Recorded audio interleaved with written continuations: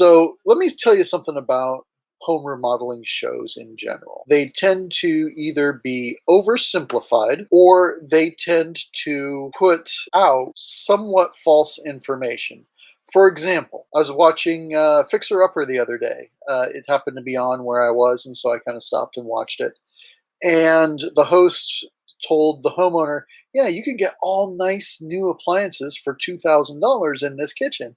And I'm like, $2,000? That barely covers the cost of a decent refrigerator, something that's meant to preserve the food. Yeah, that's false information. Another show, which I do like the show, but Property Brothers, they also set out some false expectations because they'll tell people, oh, yeah, you can do this whole thing for like $10,000. That's including construction and materials and everything else.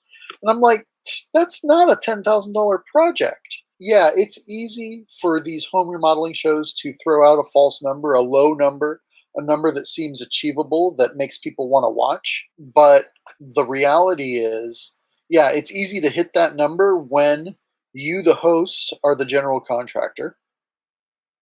It's easy to hit that number, yeah, and you're being paid by the network. It's easy to hit that number when I watch you carry that Kohler box in front of the camera and that Whirlpool appliance box in front of the camera, and you see them unloading the truck, and I'm like, okay, yeah, so Kohler paid for some camera time, Whirlpool paid for some camera time.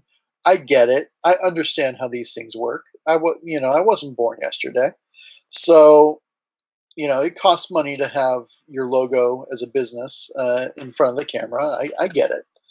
But now people are at home watching, thinking they can recreate that for $10,000. It's not true. It's just not.